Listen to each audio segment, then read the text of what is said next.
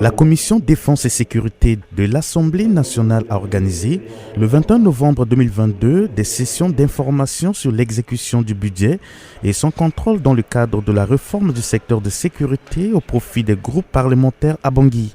Ces sessions ont été organisées avec l'appui technique de la section de la réforme du secteur de sécurité, RSS en sigle, de la MINUSCA, et ont vu la présence du président de la commission Défense et Sécurité de l'Assemblée nationale, Jean-Sostène Dengbe, de la chef de la section RSS de la MINUSCA, Carole Baudouin, du ministre conseiller à la présidence de la Commission nationale de la réforme du secteur de sécurité, CNRS en sigle, le général de brigade Bruno Wayolo, et du troisième vice-président de l'Assemblée nationale, André Nalké Dorogo. Ce séminaire tombe à pied nommé en session ordinaire de l'Assemblée nationale, appelée aussi session budgétaire, pour renforcer l'expertise des commissions permanentes sur le rôle des députés dans l'appui budgétaire et le contrôle démocratique du secteur de sécurité, ainsi que la maîtrise du cadre institutionnel de la bonne gouvernance. L'objectif de ces sessions est de renforcer la compréhension et l'appropriation des membres des commissions pertinentes de l'Assemblée nationale par rapport au processus de réforme du secteur de sécurité afin qu'ils comprennent et maîtrisent le mécanisme de gestion et de contrôle parlementaire.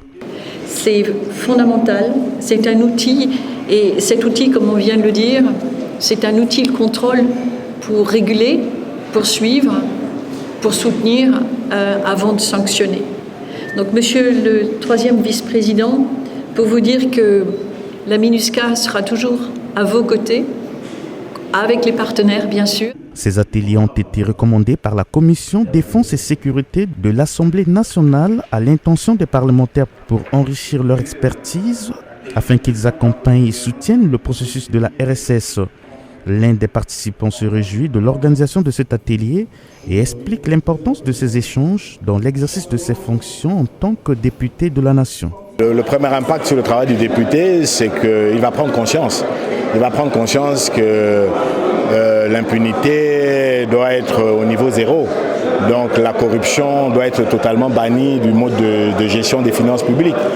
Madame Boubous Nathalie, directrice des commissions parlementaires à l'Assemblée nationale, explique les atouts de ces sessions. On peut retenir le respect des textes en matière de contrôle démocratique, le respect des députés dans leurs tâches régaliennes, c'est-à-dire le contrôle démocratique en matière de budget. Durant 3 jours de session, 11 thématiques ont été abordées entre les groupes parlementaires et les experts nationaux et internationaux afin de mieux comprendre les défis et les actions prioritaires en matière de contrôle, de plaidoyer et de renforcement des capacités des commissions parlementaires.